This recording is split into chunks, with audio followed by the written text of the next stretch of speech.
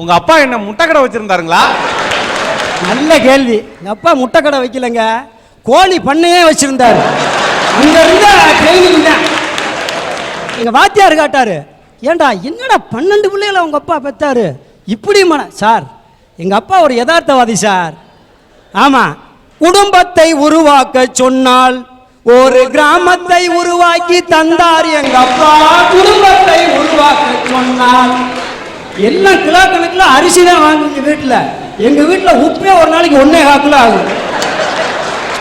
இப்படி திருவிழாதருக்கெல்லாம் கிளம்புனோம்னா ஒரு தாய் மக்கள்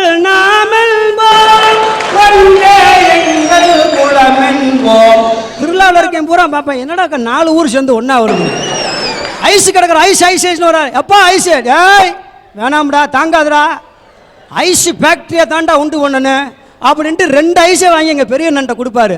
அவர் 4 செப்பு செப்பி அடுத்தண்ணே, அவர் 4 செப்பு செப்பி அடுத்து, அப்படி 4 செப்பி ஏண்ட வர பெரிய குச்சினே வரும். 1 வருஷம் கழிச்சு கவர்மெண்ட்லேருந்து 4 அதிகாரியை வந்தாங்க எங்கள் வீட்டுக்கு.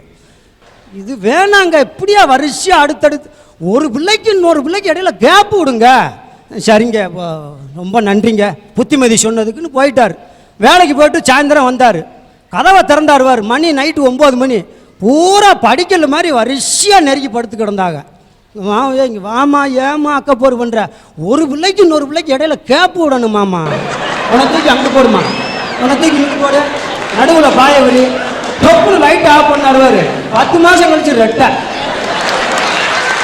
சார். இப்போ இந்த பழனி அரட்டை அரங்கத்துக்கு வர்றப்போ கூட எங்கள் வீட்டுக்காரம்மா சொன்னாங்க, ஏங்க பழனியில் அரட்டை அரங்கம் நடக்குன்னா குடும்பத்தோடு போகலாம்னு. வேணாமா, குடும்பத்தோடு கிளம்பணும்னு போய் 4 ரயில் விட்டாலும் ரயிலுக்கு பின்னால் பாதி பேர் ஒடியாரன்னு பேசாமல் விட்டு இந்துக்கெல்லாம் நம்ம குடும்பத்துக்காக ஒரு அரட்டை அரங்கத்தை போட சொல்லிடலாம் அப்படின்ட்டு. இவ்வளவு பெரிய குடும்பத்தில் பிறந்து எவ்வளவு கஷ்டம் இருக்குது நஷ்டம் இருக்குது சார். இந்த 1000 கல்யாணம் பண்ணி ஒரு பொய்ய சொல்லி கல்யாணத்தை முடிக்கணும்னு சொல்லுவாங்க சார். எங்கள் அம்மா 9000 பொய் சொன்னாங்க. ஏன்னா எனக்கு முன்னால் 9 பேர் பூரா கல்யாணம் பண்ண வச்சுட்டு எனக்கு கல்யாணம். ஏண்டா கல்யாணத்தை முடிச்சுக்க சட்டு புட்டுன்னு, பொண்ணை நான் பார்க்குறியா இல்லை நீ பார்க்குறியா நான் பார்க்கட்டேன். இல்லைம்மா குடும்பம் நடத்த போகிறது நானே பார்த்துக்கிறேன்ட்டு டக்குன்னு மதுரைக்கு போனேன் சார். ட்ரெயினை விட்டு இறங்கின உடனே அடாடாடாடாடா, உண்மையிலே அப்படியே நம்ம தமிழ் கலாச்சாரத்தை கடைபிடிக்கிற ஒரு பொண்ணு அழகாக போய்க்கிருந்துச்சு. ஆஹா, மதுரை மீனாட்சியே கண்ணை திறந்துட்டாங்கன்னு அப்படியே போனேன் சார். என்னடி ராக்கம்மா வல்லாக்கு நெளிப்பு என் நெஞ்சு குலுங்குதடி, சிறு கண்ணாடி மூக்குத்தி மாணிக்க ஜெவப்பு மச்சான இழுக்குதடி அப்படின்ட்டு போனேன். திரும்பமான வாக்குறேன், திரும்பவே இல்லை.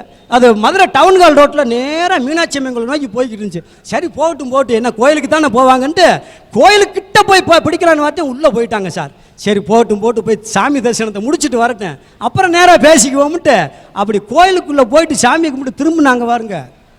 அப்போ தான் தெரிஞ்சு யாருன்னு. ஊரோரம் புளியமரம் ஒளிச்சுக்கிட்டா நான் பிறந்தது மதுரையில் மாறினது பம்பாயில் அப்படின்னு. ஏய் என்னானுச்சு கொய்யாலன்னு அங்கே பிடிச்ச ஓட்டணும். ட்ரெயின் பஸ்ஸை எதுவும் பிடிக்கல சார். பின்னங்காலு பட்டறையில் அடிக்க திண்டுக்கல் மலைக்கோட்டையில் தான் வந்து நின்று அம்மாள்கிட்ட போய் சொன்னேன், அம்மா பெத்துட்டேன், உங்களே மாதிரி எனக்கு ஒரு நல்ல வாழ்க்கை தோணானும்மா, நீயே பார்த்து முடிச்சிடுமான்னுல்ல. எங்கேயும் போவேனா, என் தம்பி மக அழகா லட்சணமாக இருப்பா, கட்டிக்கிட்டீன்னா நம்ம குடும்பம் மாதிரியே நீங்கள் சந்தோஷமாக இருக்கலாம்டானுச்சு சார். ஒன்றும் பேசாமல் எங்கள் தாய் மாமனை பொண்ணை முடிச்சுக்கிட்டு இன்றைக்கி 16 வருஷம் ஆயிடுச்சு சார். அடிக்கடி கரண்ட் கட்டானா டப்புன்னு வெளியே கிளம்பிடுவேன். இதே ஒரு வயதை விட்டு மாதிரி அடுத்த வரவில் அப்புறம் பார்ப்பேன் பொறிச்சு தள்ளுறதா அப்படின்ட்டு இன்னைக்கு உண்மையிலேயே சொல்கிறேன், நிறைஞ்ச வாழ்க்கை வாழ்ந்துக்கிட்டு இருக்கேன். என்ன அப்படி ஒரு இன்பமான வாழ்க்கை அடைய முடியலன்னு ஒரு சின்ன விரக்தி இருக்குது. எங்கே போயிட போகுது இந்த உலகம்? அடுத்ததில் பிக்கப் பண்ணி ஒரு சூப்பரான என்ஜாய் பண்ணக்கூடிய இளைஞனா பிறந்து எல்லாத்தையும் மகிழ்ச்சியாக வச்சிருப்பேன்னு சொல்லிட்டு இந்த வாய்ப்புக்கு நன்றி கூறி முடிக்கிறேன் சார்.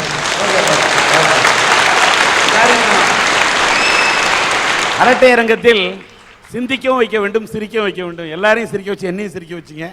வாழ்க சார். நான் அடுத்த பிறவியிலையும் மனித பிறவி எடுக்கணுன்றதை பற்றி தான் பேச வந்திருக்கேன். இதுதான் சார் என் ஆசை. நான் எல்லா அம்மா அப்பாவை பற்றியும் பேசலை சார், ஒரு சிலரை, அதாவது என்ன மாதிரி கஷ்டப்படுற எத்தனையோ பெண்கள் இருக்காங்க சார், அவங்களுக்காக நான் பேச வந்திருக்கேன் சார். நீங்கள்லாம் நினைக்கலாம் இந்த பிள்ளைக்கு என்ன 14 வயசில் அடுத்த ஜென்மம் கேட்குது அப்படின்னு. அதுக்குள்ளே என்னத்தை சாதிச்சிருச்சு அப்படின்னு நீங்கள் நினைக்கலாம் சார். இருந்தாலும் அடுத்த பிறவி மனித பிறவி எடுக்கணுன்றது தான் சார் ஆசை. நான் ஸ்கூலில் இருக்கப்ப எங்கள் மிஸ்ஸு கேட்டாங்க, எங்கறியும் உங்கள் அம்மா அப்படின்னு. செகண்ட் மேரேஜ் பண்ணிட்டு போயிட்டாங்க மிஸ் அப்படின்னு. எங்கே உங்கள் அப்பான்னு கேட்டாங்க, அவரும் செகண்ட் மேரேஜ் பண்ணிட்டு போயிட்டாருங்க மிஸ் அப்படின்ட்டு. யார்கிட்டடி இருக்கேன்னு கேட்டாங்க, எங்கள் பாட்டிகிட்டே இருக்கேங்க மிஸ் அப்படின்ட்டு. எங்கே உங்கள் தாத்தான்னு கேட்டாங்க, அவரும் செகண்ட் மேரேஜ் பண்ணிட்டு போயிட்டாருங்க மிஸ் அப்படின்ட்டு. குடும்பமே செகண்ட் மேரேஜ் குடும்பமா, நீயா செகண்ட் மேரேஜ் பண்ணாமல் இருன்னு சொன்னாங்க சார். சார், பொதுவாக ஒரு குழந்தைக்கு எத்தனை அம்மா எத்தனை அப்பா இருக்குங்க சார்? எத்தனை அம்மா எத்தனை அப்பா இருக்குங்க சார்? ஒரு அம்மா ஒரு அப்பா. ஆனால் எனக்கு 2 அம்மா 2 அப்பா, 4 தாத்தா 4 பாட்டி அப்படின்னு சொல்லி எல்லாம் நக்கல் பண்ணுவாங்க சார். அழுவாத. எங்கள் அத்தைக்கு வயசு 34 ஆச்சு. ஆனால் எங்கள் மாமா இறந்துட்டாரு. அவங்களுக்கு 4 பிள்ளைங்க. அந்த 4 பிள்ளைங்க தான் அவ்வளோ சொல்லி அவங்க இருக்காங்க. ஆனால் எங்கள் அம்மா அப்பா 2 பேர்த்துல ஒருத்தர் கூட அப்படின்னு நினைக்கல சார். எனக்கு ஒரு தடவை அம்மா போட்டுருந்துச்சு சார். என்னால் நகர கூட முடியல. என் பக்கத்துல இருந்து ஒரு டம்ளர் தண்ணி மோந்து கொடுக்க ஆள்ல சார். அப்போ நான் அம்மா பாசுக்கு ஏங்கினேன் சார். எங்கள் பக்கத்து வீட்டக்கா அவங்க குழந்தைய தூக்கி நிலாவை காட்டி சோறு ஊட்டுவாங்க சார். அப்போ நான் என்னையவே மறந்து அவங்கள பார்ப்பேன் சார். என் கூட படிக்கிற பிள்ளைகள்லாம் அவங்க அம்மா அப்பா கையை பிடிச்சி விளாண்டுட்டு இருப்பாங்க. ஆனால் நான் எங்கள் ஆயா கூட உட்காந்துருப்பேன் சார். நான் சின்ன பிள்ளைகள் இருக்கப்போ எங்கள் அம்மா அப்பா இறந்துருந்தா கூட நான் கவலைப்பட்டிருக்க மாட்டேன். ஆனால் இப்படி இருந்தும் இல்லாமல் இருக்காங்க பாருங்களேன், அதான் சார் மனசு வலிக்குது சார். நான் அடுத்த பிறவியில் எனக்கு மட்டும் அடுத்த ஜென்மம் வேணும்னு கேட்கல சார். என் தம்பி 4th ஸ்டாண்டர்ட் படிக்கிறான், அவனுக்கும் அடுத்த ஜென்மம் வேணும்னு நான் கேட்குறேன் சார். எங்கள் பாட்டியும் கல்யாணம் பண்ணதுலேருந்து உழைச்சி ஓடா போயிட்டாங்க சார். இந்த 2 வருஷமாகவே ரொம்ப கஷ்டப்பட்டு என்னையும் என் தம்பியை படிக்க வைக்கின்ற ஒரு காரணத்தில் ஒரு நாளைக்கு 15 ரூபா சம்பளம் கூட வாங்கிட்டு வருவாங்க சார். 15 ரூபாயை வச்சு என்ன சார் செய்ய முடியும்? இருந்தாலும் எங்கள் பாட்டி எங்களை படிக்க வச்சு வேணுன்றதை செஞ்சுட்டு தான் சார் இருக்காங்க. எங்கள் பாட்டிக்கும் வயசு 60 ஆயிடுச்சு சார். அடுத்து எங்கள் வாழ்க்கைக்கு யார் உத்தரவாதம்ன்றது கேள்விக்குறியாக தான் சார் இருக்குது. எங்கள் பாட்டியும் எத்தனை நாளைக்கு தான் சார் எங்களை காப்பாற்றுவாங்க? இந்த கஷ்டம், இந்த குழப்பம், இப்படி நான் அழுகிறதுக்கு எல்லாம் காரணம் எங்கள் அம்மா அப்பா பண்ண தப்பு தான் சார். அடுத்த ஜென்மத்திலேயாவது தப்பு பண்ணாத அம்மா அப்பா கிடைக்கணும்னு நான் நினைக்கிறேன் சார். அப்படி கிடைச்சி எங்கள் அப்பா கூட நான் ஃப்ரெண்ட்லியாக பேசி அவர் மடியில் படுத்து அவர் நெஞ்சில் குத்தி எங்கள் அம்மா சமைக்கிற சாப்பாட்டை சாப்பிடணும்னு ஆசையாக இருக்குது சார். இதெல்லாம் அடுத்து இந்த ஜென்மத்தில் நிறைவேற சார். அடுத்த ஜென்மத்தில் நிறைவேறுன்ற நம்பிக்கை எனக்கு இருக்கு, நிறைவேறணும் சார். அதனால நான் கடவுள்கிட்ட வேண்டிக்கிறேன். அதனால நான் அடுத்த ஜென்மம் எடுப்பேன் சார். அழாத. 2 அப்பா அம்மான்னு சொன்னீங்க, இல்ல உனக்கு இன்னொரு அப்பா இருக்காரு. யார் தெரியுமா? அந்த பழனி ஆண்டவர், அவ அப்பா. உன்னுடைய கண்ணீர் துடைக்கப்படும். வேல் பிஎட் காலேஜின் சார்பாக 5000 ரூபாயை இந்த பெண்ணுடைய தம்பியோட படிப்பு செலவுக்காக தருகிறார்கள். 5000 ரூபாய் உங்க பாட்டி இருக்குல்ல, கொண்டு கொடுத்து பத்திரமா பார்த்துக்கோ. சொல்லுங்க, உங்க பேர் என்ன? நான் சார் மகாத்மா கல்வி நிறுவனமுடைய சேர்மன். சரி. எங்கள் கல்லூரியில் எல்லா விதமான உயர்கல்வியில் அனைத்து கல்விகளும் இருக்குது. இந்த நிகழ்ச்சிக்கு இந்த பொண்ணுடைய நிலைமையில கேட்டதுக்கப்புறம் 5 வருடங்கள் இந்த பிள்ளைக்கு உணவு இருப்பிடம், அது தங்கக்கூடிய ஹாஸ்டல் வசதி, அது அந்த பொண்ணு பாலிடெக்னிக் விரும்பினாலோ, இன்ஜினியரிங் காலேஜ் விரும்பினாலோ, கலை அறிவியல் கல்லூரியோ மற்றும் ஆசிரியர் பயிற்சி எந்த பள்ளி என்னுடைய நிறுவனத்தில் இருக்கக்கூடிய எந்த பள்ளியில் படிக்க விரும்புதோ அதுக்கு நாளைக்கே அந்த பிள்ளையை நாங்கள் கூட்டிகிட்டு போய் எங்கள் இடத்துல தங்குறதுக்கு அந்த குழந்தைய வச்சுக்கலாம். எனக்கு 2 மகள் இருக்குது. இந்த குழந்தைய 3வது மகளாக இந்த அரட்டை அரங்கத்தின் மூலமாக தத்தெடுத்துக்கிறேன். மற்றும் இந்த சன் டிவி அரட்டை அரங்கத்துக்கு இந்த ராஜேந்திர சாருக்கும் இந்த ஒருங்கிணைப்பாளர்களுக்கும் இன்னொரு செய்தியும் சொல்லிக் கொள்கிறேன். இந்த அரட்டை அரங்கத்தின் மூலமாக இந்த ஒரு குழந்தை மட்டுமல்ல 100 குழந்தைகளை அடையாளம் காண்பித்தால் கூட இந்த புதுக்கோட்டை மகாத்மா கல்வி நிறுவனங்கள் அவர்களுக்கு உறவிடம் இருப்பிடம் அனைத்தும் கொடுக்கும் என்று கூறி அதற்குண்டான ஏற்பாட்டை இந்த நிர்வாகம் செய்து கொடுக்க வேண்டும் என்று கேட்டு வாய்ப்புக்கு நன்றி கூறுகிறேன். உன் பேர் என்ன சொன்னமா? சிவரஞ்சனி சார். சிவரஞ்சனி, என்றைக்கும் நீ வாழ்வாய், நீ கண்ணீரில் கரைய மாட்டாய், நீ வாழ்வாய் நல்லான்னு நான் சொன்னேன். கண்ணை திறந்தார் எல்லாம் வல்ல அல்லாஹ். இல்லை என்றால் ஒரு நாசர் இங்கே வந்து உன் வாழ்க்கை நல்லா இருக்கிறதுக்கு வந்திருக்க மாட்டார். அந்த இறைவனுக்கு நன்றி சொல்லு. வாழ்க்கையில எது ஒன்று நடக்குதுனால அது இறைவன் எழுதி வைத்தது. Everything is pre written, nothing is re written. ஆண்டவன் செய்யக்கூடிய ஒவ்வொன்றுத்திலும் ஒரு அர்த்தம் இருக்கு. உங்க அம்மா அப்பா வந்து அப்படி ஒரு பிறவி எடுத்து இந்த பிறவியில் ஒரு தவறு செஞ்ச காரணத்தால தான் இந்த மாதிரி நல்ல இதயங்கள்லாம் இருக்கிறது வெளியில தெரியுது.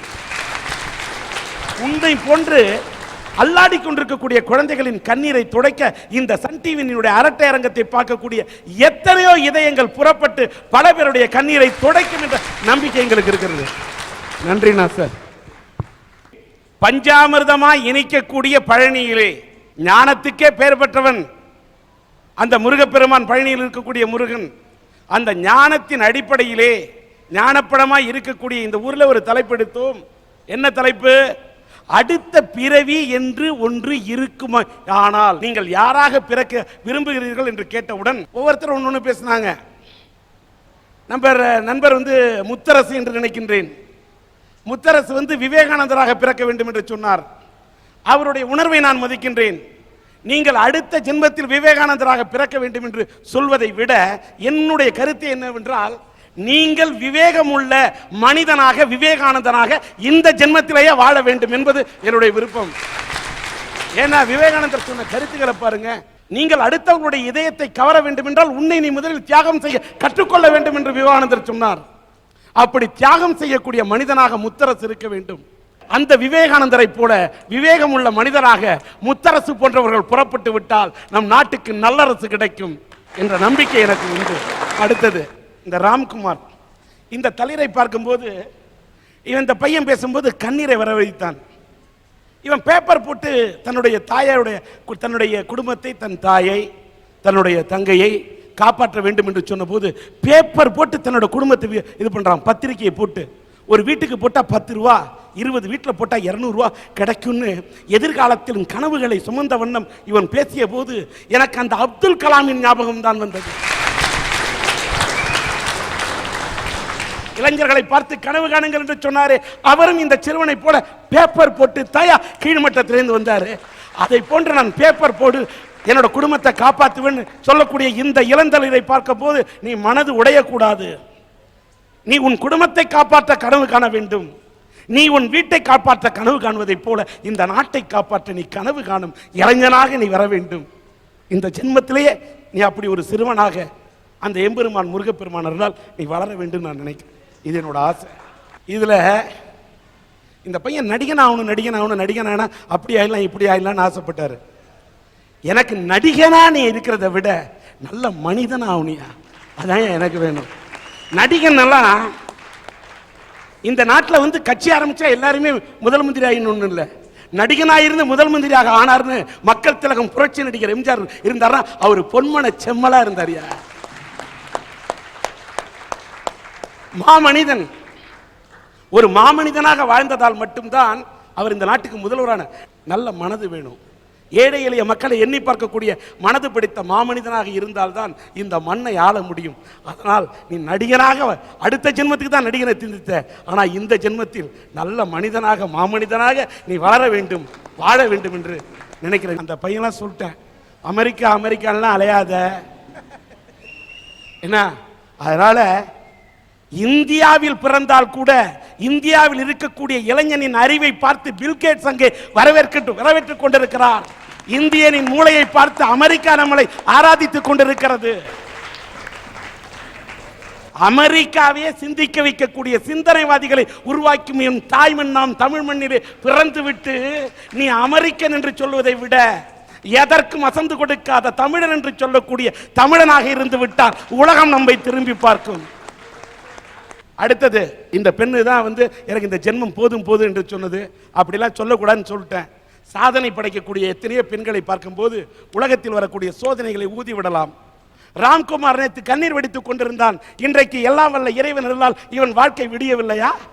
பார்வையில்லாத ரோசினிக்கு இத்தனை பேர் கண் திறக்கவில்லையா? சிவரஞ்சனியின் வாழ்க்கைக்காக அத்தனை பேர் கை கொடுக்கவில்லையா? அதனால் இந்த ஜென்மத்தில் ஏன் எல்லாரையும் பார்க்கும்போது என்னுடைய அந்த அரும்பு பேசியது சுஜி தர்ஷினி, அடுத்தவர்களை வாழ வைத்து மகிழ வைத்து நான் மகிழ்வேன் என்று சொன்னாயே, உன்னுடைய உணர்வு இளம் தளிராக இருந்து கொண்டு வாழ்க்கையை பூந்தோட்டம் என்று நீ சொன்னாய். இதோ இந்த தாய், இந்த பெண்மணி கடகாபிஷேகம் வேண்டும் என்று சொல்கிறார். வயதில் மூத்தவர். இந்த இலசும் சொல்லுகிறது, இந்த பெருசும் சொல்லுகிறது வாழ்க்கை பூந்தோட்டம் என்று. ஆக இந்த ஜென்மமே பூந்தோட்டமாக இருக்கும் போது அடுத்த ஜென்மம் இருக்கிறதா இல்லையா என்று இல்லாத ஒன்றை எண்ணி கனவு காண்பதை விட இருக்கக்கூடிய பூமியை சொர்க்க பூமியாக மாற்றுவோம்.